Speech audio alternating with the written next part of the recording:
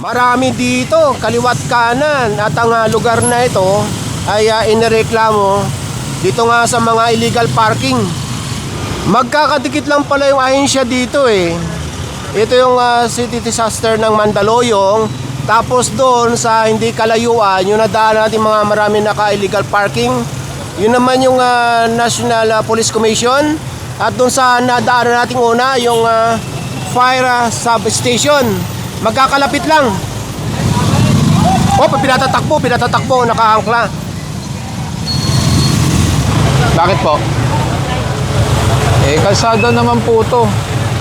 Sa katawiran po ng tao, kahit na barangay, bawal yan. For example, nagmaneho ka ng motor. Tapos, merong nakadisgrasya sa'yo. Nabangga ka, example. Tapos sasabihin sa'yo ng driver, boss, lisensya ka na. Wala akong dalang lisensya. Pwede bang kunin ko sa bahay?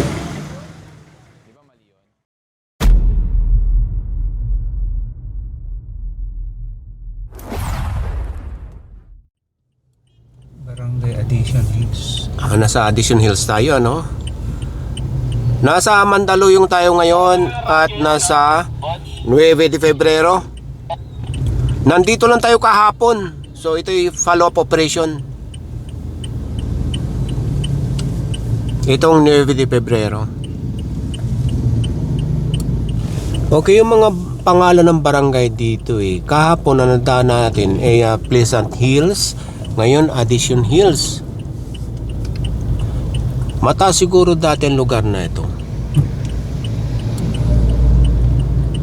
O yan o, pataas yan o. Papunta ng ano yan, Shaw Boulevard.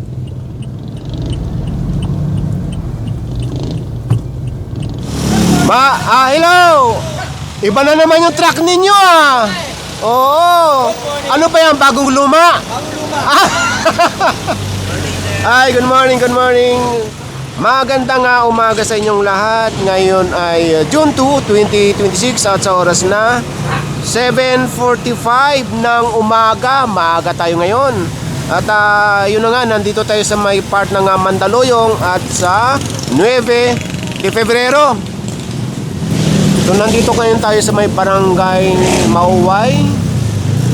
At ito, mahahatak na yata.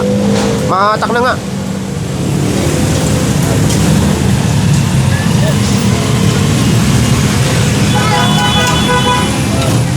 Itong 9 de Febrero ay part ng or isa sa mga mabuhay lane. So kaliwat kanan na merong naka-illegal parking, matitikitan at posibleng mahatak. Marami dito, kaliwat kanan. At ang lugar na ito ay inireklamo dito nga sa mga illegal parking.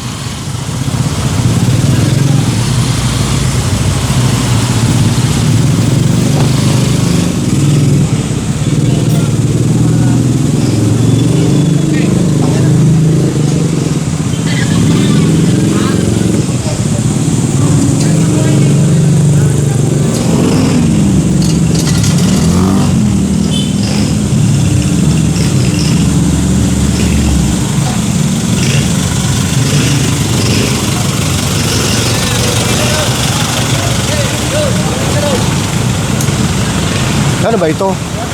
Hello, good morning. Ito, mabuti. Magandang umaga. Ano ba ito? C3 po, CDRMD po. Okay. Disaster po. So walang nadali sa inyo dito? Wala. Ang dami dito. Ang dami nadali dito sa kaliwa. Marami po. Marami. Sige po. Magandang umaga.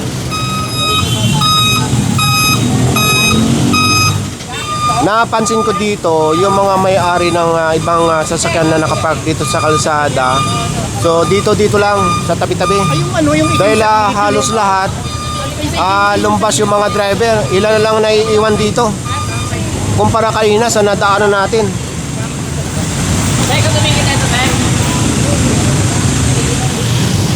Itong Lexus, mahahatak na to.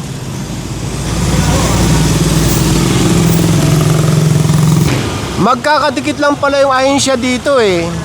Ito yung city disaster ng Mandaluyong. Tapos doon sa hindi kalayuan, yung nadaan natin mga marami naka-illegal parking, Yun naman yung National Police Commission. At doon sa nadaanan nating una, yung fire substation. Magkakalapit lang. Hi, hello po. Hello, good morning. Pasunod po. Okay, sige. Bye-bye.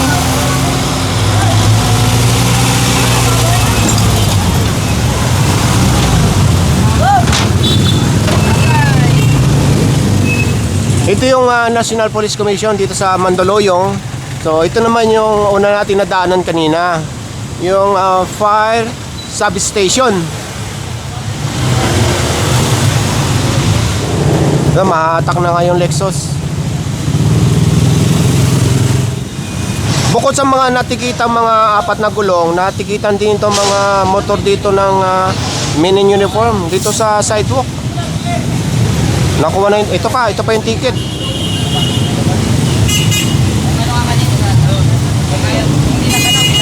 Tapat lang ng National Police Commission.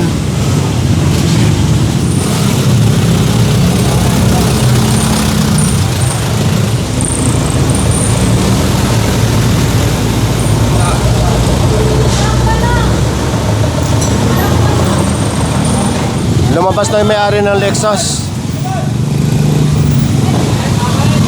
Oh, pinatatakbo, nakaangkla.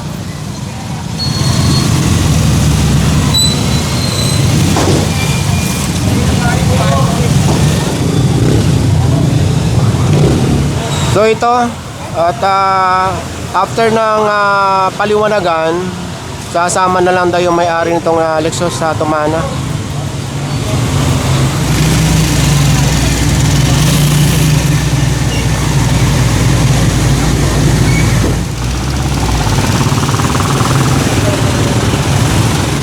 Kabila ng no parking sign dito.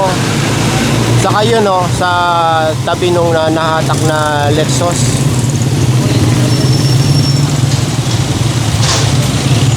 Nandito tayo ngayon sa may tapat ng National Center for Mental Health.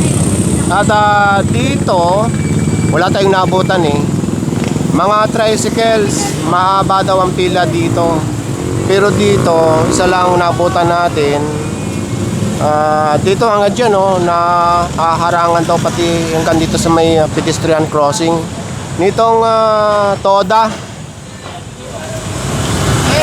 So hinahanap yung officer dito ng Toda para mapagsabihan na limitahan ang pagpipila para hindi naman umabot dito sa kalsada or sa pinakakanto. Yun ang gustong sabihin ng MMDA enforcer sa presidente ng Toda.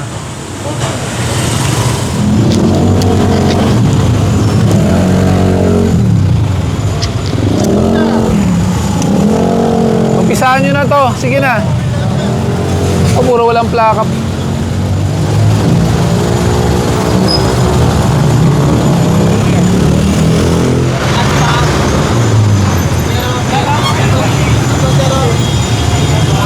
Nasa corner tayo ng Dr. Jose Fernandez. Saka ito, 9 de Febrero. Walang mga plaka, no? Walang plaka lahat. Dalawang walang plaka.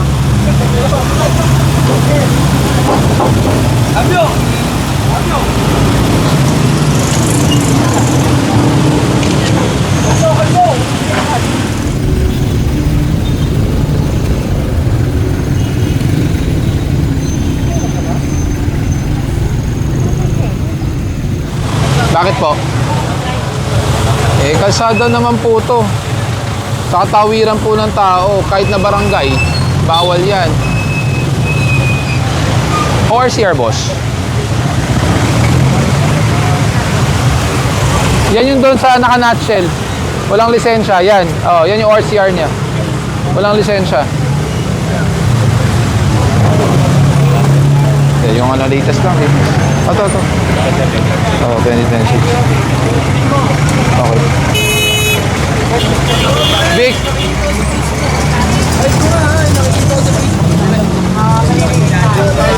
Ito sa isa. Bele at tangkiyon. Bon, pakitawag sa tangke yun. Tawiran ako dito. Tangke yun, nalika dito. May patitikitan ako sa'yo.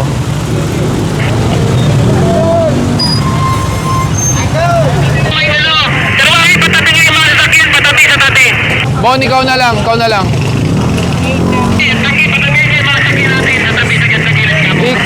Big, impound natin, walang lisensya. Ninchay, isang motor.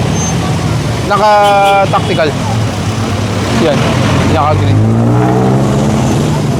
Ninchay. Why, pakisabihan si Ninchay, kunin to. Walang lisensya to.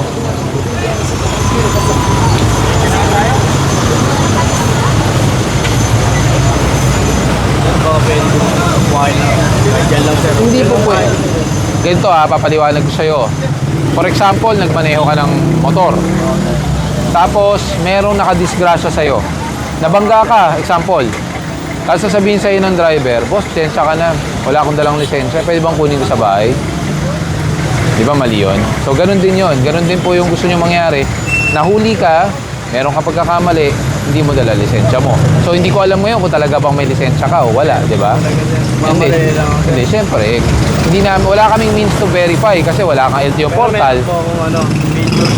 Hindi po pwede ang picture. Kailangan po LTO portal. Portal na po ang tinatanggap natin ngayon kung wala po kayo mismong card. Opo, pero hindi po tinatanggap ito kasi kailangan nga portal na. Oo. April 2023 pa na-release ang lisensya mo. 'Di ba? So dapat bit-bit mo 'yan. Oo. Dapat bit-bit mo, hindi picture lang. LTO portal lang tinatanggap. Dati nung walang LTO portal, tinatanggap 'yan. Pero ngayon may LTO portal na, dapat na naka-portal yung lisensya mo kung hindi mo man bit-bit. Saka parang muscle memory lang 'yan. Pag sasakay ka ng motor o kaya kotse, dapat bit-bit mo pitaka, 'di ba? Hindi naman ako. Sa susunod, ha? Lesson learned yan. Skog, tulungan nyo na lang para itawid. Para hindi na siya tumawid. Tulungan nyo na. Ayos lang, ano.